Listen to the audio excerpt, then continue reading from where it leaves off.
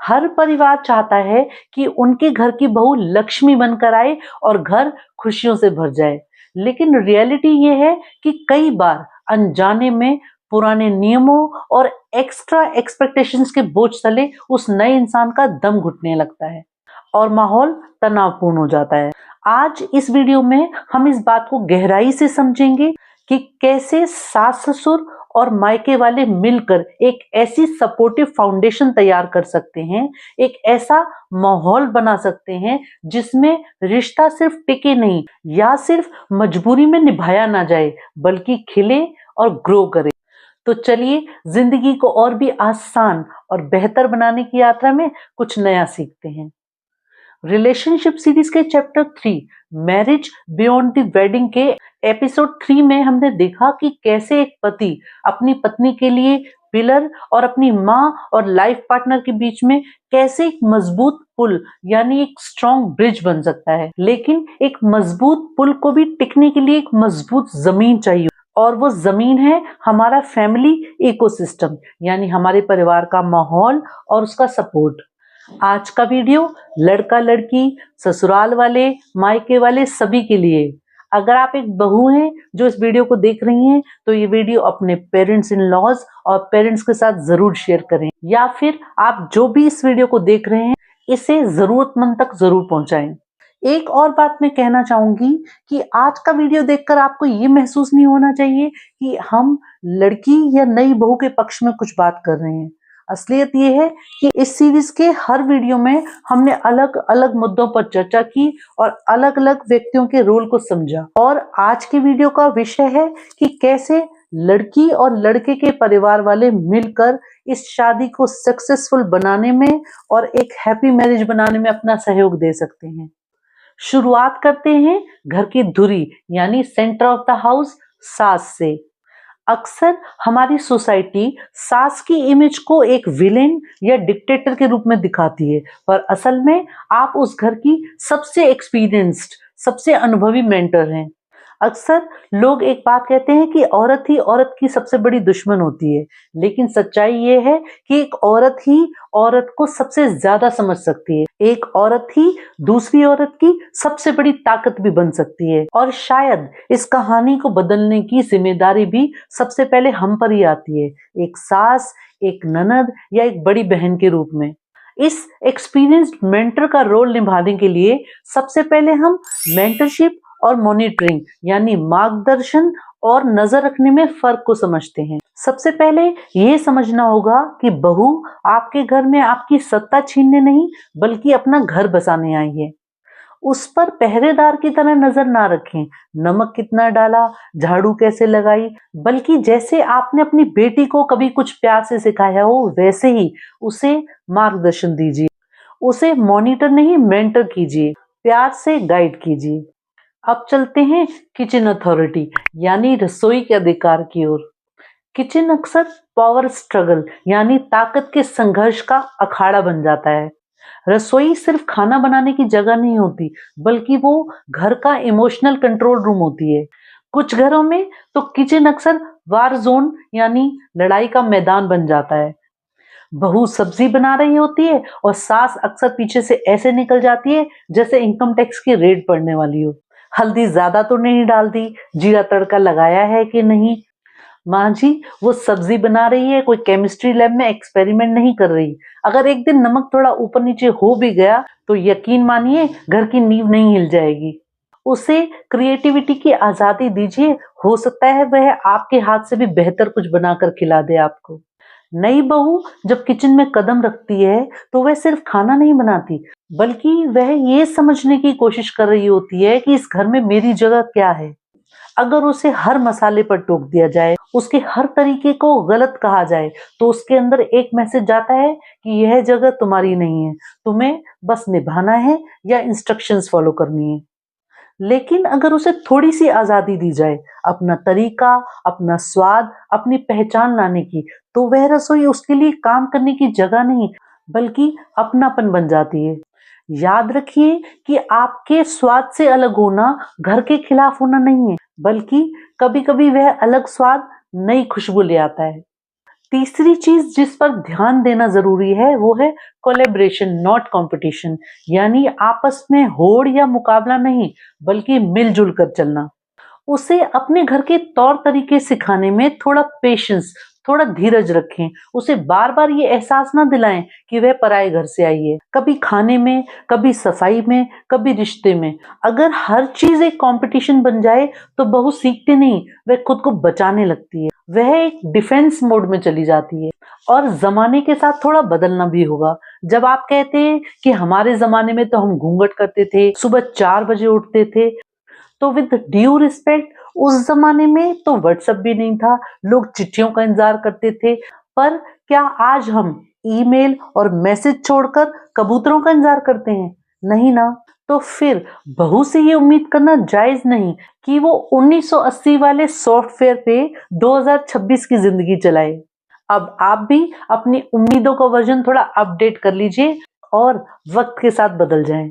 और यकीन मानिए, जब आप बहू से कंपटीशन की बजाय उसे ये महसूस कराती हैं कि अब हम मिलकर इस घर को चलाएंगे, तो वो नेचुरली आपकी इज्जत करने लगती है, आपसे सलाह मांगती है और आपको अपना मानने लगती है। यानी जब आप उसे कंट्रोल करने की बजाय कोच करती हैं, उसे गाइड करती हैं, तो वो आपको दिल से सम्मान देती है। लेकिन ये याद रखें कि वो सम्मान मिलना परिणाम है उस प्यार और केयर का जो आप उसे देती हैं। जैसे बीज से फल मिलता है, बीज कॉज यानी कारण है और फल इफेक्ट यानी परिणाम है। ऐसे ही आपकी केयर और प्यार कॉज यानी कारण है और आपको मिलने वाला सम्मान और केयर इफेक्ट यानी परिणाम है। और ये तभी हो पाता है जब सब कुछ सच में दिल से किया जाए। बात चाहे गाइड करने की हो, किचन में आजादी देने की, ना टोकने की, या फिर मिलजुल कर चलने की। सही और सच्चा परिणाम तभी आता है जब कोशिश सच में की गई हो। अगर हमारे दिल में हकीकत में प्यार और केयर हो तो सामने वाले के दिल को बिना कहे महसूस हो जाता है। और अगर दिखावा हो तो जितनी मर्जी कोशिश कर लें, कनेक्शन बन ही नहीं पाता। याद रखें, बहू को लग्जरी नहीं चाहिए, उसे चाहिए इमोशनल सेफ्टी, गलती करने की जगह और ये एहसास कि यहाँ वो पराई या अनवांटेड नहीं है। अक्सर लोग कहते हैं बहू पहले जैसी नहीं रही या वह चुप क्यों रहती है, लेकिन सच तो ये है कि जब उसे अपनी हर बात पर जजमेंट का डर होता है तो वह एफर्ट छोड़कर विथड्रॉ कर लेती है। वह सिर्फ सरवाइव करने लगती है और कनेक्ट करना छोड़ देती है। इस चैप्टर के इस सेकंड वीडियो में हमने लड़की के उसी साइलेंट स्ट्रगल पर गहराई से बात की कि कैसे एक लड़की अपने अंदर के तूफान को दबाकर मुस्कुराने की कोशिश करती है। अगर आपने ये वीडियो अभी तक नहीं देखा तो आप इसे जरूर देखें। आप इसे आई बटन पर क्लिक कर या डिस्क्रिप्शन बॉक्स में दिए गए लिंक पर क्लिक कर आप इसे देख सकते हैं। यहाँ मैं रुककर आपसे एक बात जरूर पूछना चाहूंगी जो शायद आपको सोचने पर मजबूर कर दे। इसे मैं कहती हूँ द डॉटर टेस्ट। आप अपनी बेटी के लिए कैसा ससुराल चाहते हैं? जब आप अपनी बेटी की शादी करते हैं तो अपने दामाद और उसके परिवार से क्या उम्मीद करते हैं? आप चाहते हैं कि वो आपकी बेटी की पढ़ाई या उसके करियर में उसे सपोर्ट करें, उसे सम्मान दें, उसे प्यार दें और उसकी छोटी मोटी गलतियों को नजरअंदाज कर दें। अगर आपकी बेटी के ससुराल वाले उसे बात बात पर टोकें, उसके मायके की बुराई करें, उसे आजादी ना दें या सम्मान ना दें, तो क्या आपको दुख नहीं होगा? या आपका दामाद आपकी बेटी की केयर ना करे, उसे सपोर्ट ना करे या उसे प्रेम ना दे, तो क्या आपको अच्छा लगेगा? जो सम्मान, केयर और प्यार आप अपनी बेटी के लिए उसके पति या उसके परिवार वालों से चाहते हैं, क्या वही आप अपने घर की बहू को दे पा रहे हैं? इंसान होने के नाते हम अक्सर अपनी गलतियों के लिए वकील और सामने वाले की गलतियों के लिए जज बन जाते हैं। अपनी बेटी के लिए हम वकील बन जाते हैं और अपनी बहू के लिए जज। सोच कर देखिए, क्या ये मुमकिन है कि जहां हमारी बेटी ब्याही गई वहां सिर्फ उसके ससुराल वाले गलत हों और हमारे अपने घर में जहां बहू आई है वहां सिर्फ बहू गलत हो? हकीकत ये है कि ये सिर्फ सोचने का नजरिया है। ह्यूमन नेचर ऐसा है कि हमें हमेशा अपनी साइड ही सही लगती है, पर असल में ये एक ही सिक्के के दो पहलू हैं। रिश्ते सही या गलत साबित करने से नहीं, बल्कि एक दूसरे को महसूस करने से और सामने वाले की सिचुएशन को समझने से बनते हैं। जिस दिन हम अपनी बेटी और बहू दोनों के लिए एक ही पैमाना, एक ही मापदंड और एक ही स्टैंडर्ड रखेंगे, उस दिन से घर में मनमुटाव या कड़वाहट नहीं, प्यार और सुकून होगा। एक और जरूरी बात, अगर आप भी रिश्तों को इसी गहराई और ईमानदारी से देखने के पक्ष में हैं, तो इस सफर में हमारे साथ जुड़िए। चैनल को सब्सक्राइब जरूर कीजिए, क्योंकि आपका एक सब्सक्रिप्शन हमें ऐसे ही जरूरी मुद्दों पर वीडियो बनाने और आप तक पहुंचाने का हौसला देता है। शायद अब आप ये सोच रहे हो कि अगर आपकी बेटी नहीं है तो आप ये डॉटर टेस्ट कैसे करेंगे। अगर आपकी बेटी नहीं है तो आप एक पल के लिए उन शुरुआती दिनों को याद कीजिए जब आप इस घर में नई बहू बनकर आई थी। तब आपने क्या महसूस किया था? आपको अपनी सास की कौन सी बात चुभती थी? किस बात से आपको सबसे ज्यादा डर लगता था? किस बात की आपको सबसे ज्यादा कमी महसूस हुई? और किस बात की आपको सबसे उम्मीद होती थी? क्योंकि आज आपकी बहू भी शायद वही महसूस कर रही हो। क्या आपने तब यह नहीं सोचा था कि जब मैं सास बनूंगी तो यह कभी नहीं करूंगी? आज समय है उस अपने वादे को निभाने का। परंपरा का मतलब यह नहीं कि जो आपने सहा वो आपकी बहू भी सहे। परंपरा का मतलब है जो प्यार आपको नहीं मिला वो आप अपनी बहू को दें। यहीं से एक और बात निकलती है। अक्सर हम कहते हैं मेरी बहू नहीं बेटी है, लेकिन क्या हम उसे अपनी बेटी जैसी आजादी और गलती करने का हक देते हैं? बेटी अगर सुबह देर से उठे तो चलता है, लेकिन अगर बहू उठे तो संस्कारों पर बात आ जाती है। उसे एक इंडिविजुअल की तरह एक्सेप्ट करें, उसे वह स्पेस दें जिसकी वह हकदार है। एक सच्ची कहानी है। एक घर में एक सास ने अपनी बहू को नौकरी करने के लिए प्रोत्साहित किया, उसे एनकरेज किया, क्योंकि वह जानती थी कि उसकी बहू के सपने बड़े हैं। लोगों ने कहा बाहर जाएगी तो घर कौन देखेगा? सास ने जवाब दिया कि अगर मेरी बेटी बाहर जाकर नाम कमाती तो क्या आप मुझसे यही कहते? यही नजरिया एक बहू को उस घर की सबसे मजबूत दीवार बना देता है। जब उसे अपनापन मिलता है तो वो उस घर पर अपना सब कुछ न्यौछावर कर देती है। और अब हम बढ़ते हैं घर के दूसरे महत्वपूर्ण व्यक्ति यानी ससुर जी की ओर। अक्सर इंडियन फैमिलीज में पिता का रोल थोड़ा रिजर्व्ड होता है। वह ज्यादातर घर की छोटी मोटी किटकिट से बचने के लिए न्यूट्रल हो जाते हैं, या कहें अक्सर ससुर जी घर के सीसीटीवी कैमरा बन जाते हैं। सब देखते हैं, सब रिकॉर्ड करते हैं, पर जब पार्टिसिपेशन या फैसले की बारी आती है वो सिग्नल लॉस्ट मोड पर चले जाते हैं। लेकिन ससुर जी, आपको क्या लगता है कि घर में जो सास बहू के बीच चल रहा है वो कोई T20 मैच है जिसे बस दूर से बैठकर देखना है? जब बहस शुरू होती है तो आप अचानक इतने ध्यान से अखबार पढ़ने लगते हैं जैसे कल के अखबार में या टीवी के न्यूज चैनल में आज की इस जंग का समाधान छिपा हो। सर, टीवी का रिमोट छोड़िए और अपने घर के माहौल का रिमोट अपने हाथ में लीजिए। याद रखें, आपकी चुप्पी कभी कभी गलत को बढ़ावा देती है। आपको न्यूट्रल नहीं, न्यायपूर्ण होना है। अपनी बहू के लिए इमोशनल एंकर बने। जब आप देखें कि सिर्फ पुरानी सोच के नाम पर बहू के साथ कुछ गलत हो रहा है तो उसके साथ खड़ा होना आपका फर्ज है। आपका दूसरा रोल है बहू को प्रोटेक्शन देना। बहू को यह भरोसा दिलाएं कि आप घर में एक ऐसे इंसान हैं जो उसके साथ पक्षपात नहीं करेंगे। जब एक ससुर अपनी बहू के साथ पिता की तरह खड़ा होता है तो बहू को उस घर में प्रोटेक्शन और बिलोंगिंग महसूस होती है। आप इस घर के चीफ जस्टिस हैं, मूक दर्शक नहीं। अब चलते हैं एक और इम्पोर्टेंट पहलू की ओर और बात करते हैं लड़की के माता पिता या उस फैमिली की जिनके घर से बेटी विदा होकर गई है। आपकी भूमिका सबसे ज्यादा सेंसिटिव है। पहला रूल याद रखें, डोंट ओवर इंटरफियर। शादी के बाद हर छोटी बात पर बेटी को भड़काना या ससुराल के फैसलों में दखल देना घर की नींव को हिला देता है। अपनी बेटी को उसके चैलेंजेस को खुद हैंडल करना सिखाएं। पेरेंट्स को जो दूसरा रूल याद रखना होगा वो है फायर फाइटर रूल।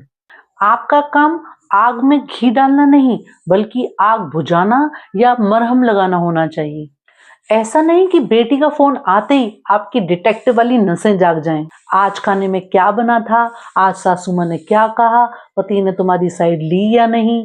आप ऐसे रिपोर्टिंग लेते हैं जैसे जी न्यूज का एंकर रिपोर्टिंग ले रहा हो। याद रखिए, आप जितनी इन्वेस्टिगेशन, जितनी जांच पड़ताल बढ़ाएंगे, आपकी बेटी के ससुराल में उतनी ही टेंशन बढ़ेगी। अपनी बेटी को उसकी गृहस्थी की फिल्म खुद डायरेक्ट करने दें, आप बस साइड एक्टर बनकर साथ दें। लड़की के पेरेंट्स होने के नाते जो आपको अगला काम करना है वो है उसके लिए सेफ्टी नेट बनना। अपनी बेटी को ये भरोसा जरूर दिलाएं कि किसी भी सीवियर सिचुएशन में आप उसके पीछे चट्टान की तरह खड़े हैं। उसे कभी यह एहसास ना होने दें कि वे अकेली है। उसे मजबूत बनाएं, लेकिन उसे लावारिस ना छोड़ें। उसे आश्वस्त कीजिए कि आप उसके पीछे खड़े हैं, लेकिन उसे अपना घर संभालना और रिश्ता निभाना खुद सीखना होगा। बेटे की नई शादी एक हैप्पी मैरिज बन सके, इसके लिए आपके सपोर्ट और साथ की जरूरत होगी। इसके लिए मैं आपसे कुछ प्रैक्टिकल टिप्स शेयर करूंगी, लेकिन इससे पहले कि हम कुछ प्रैक्टिकल टिप्स शेयर करें, हमें उस सडन शिफ्ट को समझना होगा जिसका जिक्र हमने इस चैप्टर 3 के पहले एपिसोड में किया था। शादी के बाद सिर्फ लड़की की नहीं, बल्कि लड़के की और पूरे परिवार की जिंदगी की रिदम बदल जाती है। हर फैमिली मेंबर एक नए बदलाव से गुजर रहा होता है, इसलिए तालमेल बिठाना चैलेंजिंग हो जाता है। अगर आपने यह वीडियो मिस किया है तो इसे जरूर देखें, ताकि आप उस बड़े बदलाव को गहराई से समझ सकें जो पूरे परिवार की जिंदगी में आता है। आप इसे आई बटन पर क्लिक करके या डिस्क्रिप्शन में दिए गए लिंक पर क्लिक करके देख सकते हैं। इसी बदलाव को आसान बनाने के लिए कुछ बातों का ख्याल रखें। नए जोड़े को फलने फूलने के लिए थोड़ी प्राइवेसी और स्पेस की जरूरत होती है। उन्हें समय और स्पेस दें और उनके कमरे में बिना नॉक किए ना जाएं। छोटे छोटे कामों के लिए बहू की तारीफ करें। एप्रिसिएशन से ना सिर्फ सामने वाले को अच्छा महसूस होता है, बल्कि रिश्ते भी मजबूत होते हैं। बहू को अपनी इमोशनल सपोर्ट दें। अगर बहू रो रही है या परेशान है तो उसे जज करने के बजाय उसे सुने। उनके आपसी फैसलों जैसे बाहर जाना, खर्च करना पर बार बार सवाल ना उठाएं। जब आप उन्हें एक दूसरे के नजदीक आने का, एक दूसरे को समझने का और एक होम टीम बनने का मौका देते हैं, तो वो पूरे परिवार को और भी ज्यादा प्यार देते हैं। शादी सिर्फ दो लोगों का मिलन नहीं, बल्कि दो परिवारों का इंटीग्रेशन है। अगर सास ससुर थोड़े से लचीले, थोड़े फ्लेक्सिबल, थोड़े कोऑपरेटिव हो जाएं और मायके वाले थोड़े संयमित हो जाएं, तो किसी भी लड़की को एडजस्ट करने की जरूरत नहीं पड़ेगी। वो परिवार में खुद ब खुद घुल मिल जाएगी। याद रखिए, एक मजबूत और खुशहाल घर वही है जहां हर मेंबर एक दूसरे का सम्मान करता है। अब तक के एपिसोड्स को देखकर शायद आप सोच रहे हो कि मैं सिर्फ लड़की का फेवर कर रही हूँ, लेकिन ऐसा नहीं है। मैं जानती हूँ कि ताली एक हाथ से नहीं बजती। अगले वीडियो में हम बात करेंगे इस चैप्टर के जरूरी हिस्से पर, यानी रोल ऑफ गर्ल या पत्नी की भूमिका पर। एक लड़की को नए घर में जगह बनाने के लिए बिना खुद को खोए अपनी तरफ से कौन कौन से एडजस्टमेंट्स और एफर्ट्स करना जरूरी है। हम ये बात भी करेंगे कि वो अपनी सेल्फ रिस्पेक्ट और ईगो के बीच की उस थिन लाइन को, उस बारीक फर्क को वो लड़की कैसे पहचाने। अगले वीडियो में हम चर्चा करेंगे उस बदलाव की जो उस लड़की की तरफ से आना जरूरी है। दोस्तों, मुझे कमेंट्स में जरूर बताएं कि क्या आपके मायके या ससुराल में से किसी ने आपको वो सेफ्टी नेट या सपोर्ट दिखाया जिसने आपका घर बसाने में आपकी मदद की। अपनी वो पॉजिटिव स्टोरी कमेंट्स में ब्रीफ में जरूर बताएं, ताकि किसी और को भी एक होप और प्रेरणा मिल सके। अगर आज की इन बातों ने आपके दिल को छुआ हो या आपको लगा हो कि ये नजरिया आपके घर में कुछ बदलाव ला सकता है, तो इस वीडियो को लाइक जरूर करें। इसे अपने परिवार के व्हाट्सएप ग्रुप्स में और दोस्तों के साथ शेयर करें, क्योंकि कभी कभी एक सही वीडियो वह कह जाता है जो आप खुद अपने अपनों से कह नहीं पाते। आपकी छोटी सी कोशिश किसी का घर टूटने से बचा सकती है। इस chapter 3 marriage beyond the wedding के अगले जरूरी हिस्सों को आप मिस ना करें। इसके लिए इस चैनल को सब्सक्राइब करें और बेल आइकन जरूर दबाएं। आज हमने परिवार के रोल की बात की, लेकिन इसकी शुरुआत होती है एक बैलेंस बनाने वाले पति से। स्क्रीन पर आ रहे इस वीडियो को क्लिक करें और देखें कि कैसे एक हस्बैंड अपनी माँ और लाइफ पार्टनर के बीच का एक मजबूत पिलर और ब्रिज बन सकता है। तो दोस्तों, आपकी खुशियों की चाबी सिर्फ आपके पास है, तो बस सीखते रहें, बढ़ते रहें और मुस्कुराते रहें। मिलते हैं अगले वीडियो में।